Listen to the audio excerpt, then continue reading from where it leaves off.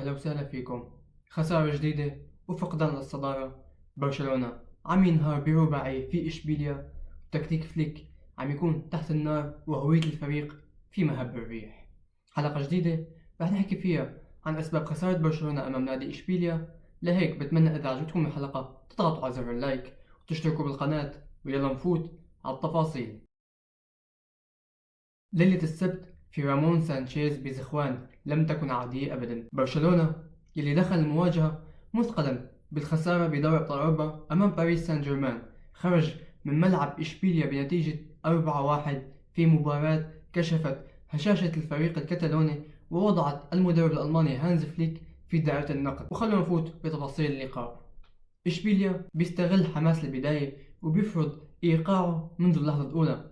سجل أليكسيس سانشيز من ركلة جزاء مبكرة بعد ما دخل إسحاق روميرو وتلاعب بدفاع نادي برشلونة، ثم نفس اللاعب إسحاق روميرو بيضاعف النتيجة. وقبل نهاية الشوط الأول برشلونة بيرد عبر ماركوس راشفورد بالدقيقة 45+7، لكن آمال الفريق الكتالوني بتنهار بالدقائق الأخيرة، وقت بيضيف كل من كارمونا وأدامز هدفين قاتلين ليكتمل المهرجان الأندلسي على الفريق الكتالوني. لكن البداية الكارثية تكشف هشاشة الدفاع لنادي برشلونة. برشلونة اللي بدأ المباراة بشكل بطيء جدا وعاجز هجوميا، لم يكن هناك ضغط منظم أو حتى أفكار في بناء اللعب. وركلة جزاء بالدقيقة 13 كانت مثالا واضحا على سوء التمركز الدفاعي للاعبين نادي برشلونة، حيث بيرتكب أراوخو خطأ ساذج بكلف الفريق الهدف الأول.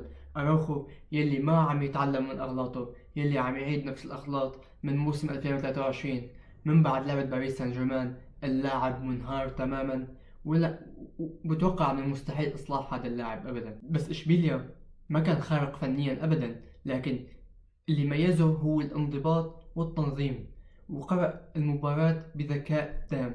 ماتياس ألميدا مدرب الفريق بالتأكيد راح شاف مباراة برشلونة وباريس وحاول يطبق نفس الأفكار، لهيك نجح باللعبة. بينما بالمقابل شفنا ارتباك كتالوني واضح جدا. وبهي المباراة بيطلع كابوس جديد لدفاع برشلونة.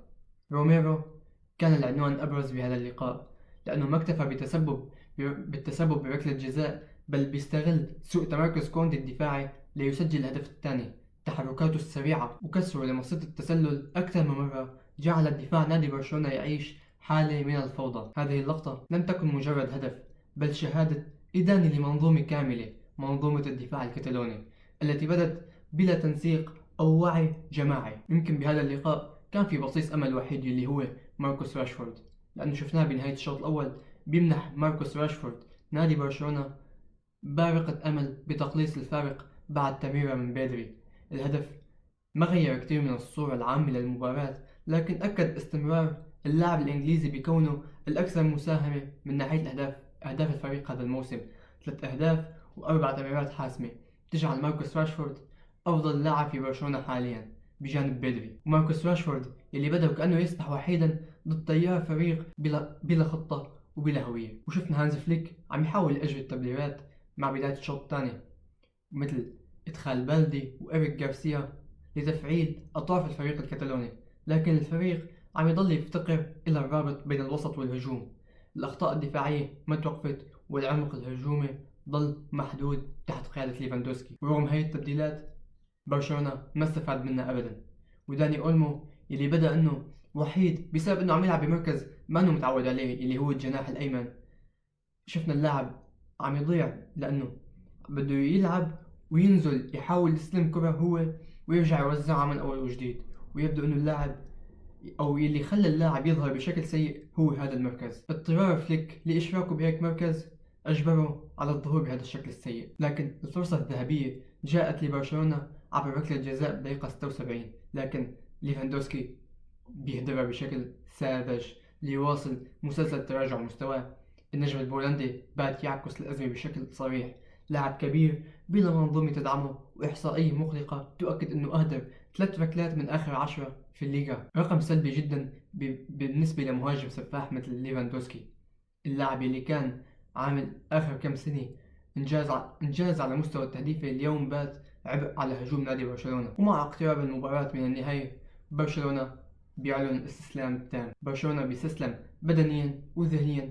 المساحات كانت مفتوحة أمام لاعبين إشبيليا، والارتداد الدفاعي شبه غائب عن المباراة، ليستغل إشبيليا الوضع ويسجل هدفين بدقيقة 90 و96، مؤكد انهيار البلوغرانا التام. وخلونا نقرأ المباراة من الناحية التكتيكية ونشوف شو كان في أمور تكتيكية موجودة باللقاء. بداية من برشلونة اللي مشاكل دفاعية مزمنة، تقدم غير محسوب للخط الخلفي، أخطاء فردية من كوندي وأراوخو، وغياب التنسيق بين اللاعبين، بالإضافة إلى وسط غائب تماما. دي يونغ، بيدري وأولمو لم ينجحوا في الربط بين الخطوط أو فرض السيطرة على وسط الميدان. وشفنا أيضا غياب الهوية الهجومية، لا خطة واضحة لبناء الهجوم ولا اعتماد على اجتهادات فردية من راشفورد، بالإضافة إلى ضعف التحولات.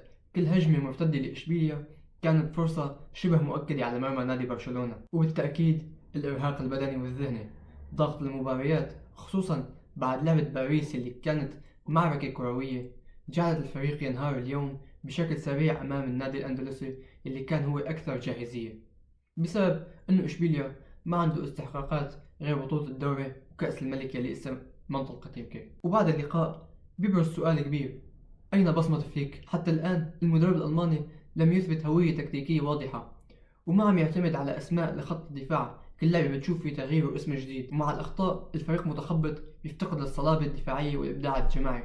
تبديلاته ما غيرت شيء أبدا، وإدارته للجهد البدني للاعبين أثار شك كبير. لكن يجب على فليك إيجاد حلول سريعة، لأنه هو لما دخل الموسم الماضي دخل بشكل مفاجئ على الجميع، ما كان حدا متوقعه أبدا. بينما بهذا الموسم خلص الكل صار بيعرف شو تكتيك برشلونة، ومن هن اللاعبين الأساسيين اللي بيعتمد عليهم في بناء اللعب وإنجاح المنظومة. لهيك إيجاد حلول جديدة وتطوير لاعبين جداد راح يساعد برشلونة كتير إنه يرجع يسيطر على أوروبا وعلى الدوري المحلي. وهي الخسارة اجت بوقتها المناسب جدا مع التوقف الدولي الحالي، لحتى يقدر فليك انه يراجع حساباته من اول وجديد. بهي الخسارة منشوف ارقام جديدة. الخسارة بتوقف سلسلة من 9 زيارات متتالية بلا هزيمة لبرشلونة في اشبيليا، اليوم بتوقف. وهي تاني خسارة متتالية لفليك مع برشلونة من ديسمبر 2024، ما يثير تساؤلات حول استقرار الفريق ووضعه الحالي. اشبيليا بقيادة ماتياس ألميدا قدم درسا تكتيكيا في الانضباط ضغط عالي، وسط بدني، وتحولات هجومية سريعة. بخلاصة الكلام فينا نقول الخسارة ليست مجرد 3 نقاط ضائعة، بل صفعة قوية للفريق. برشلونة ظهر بلا حلول جماعية وهش دفاعيا، بيعتمد على ومضات فردية فقط. إشبيليا بيقدم نموذج معاكس، فريق منظم وجائع استغل كل ثغرة ليحقق انتصار تاريخي. هانز فليك الآن أمام مفترق طرق: إما أن يعيد ضبط المنظومة سريعا ويجد هوية واضحة للفريق، أو يخاطر بخسارة الدوري ودوري أبطال أوروبا مبكرا هذا الموسم. برشلونة لم يخسر فقط في النتيجة، بل خسر ثقته بنفسه، وهاي أخطر هزيمة على الإطلاق. وحاليا نحن بنوصل لنهاية حلقتنا. بتمنى تشاركونا رأيكم بالتعليقات، تضغطوا على زر اللايك، وتشتركوا بالقناة، وتفعلوا جرس التنبيهات، وتشاركوا الحلقة عن كل أصدقائكم. ودمتم بخير، والسلام عليكم.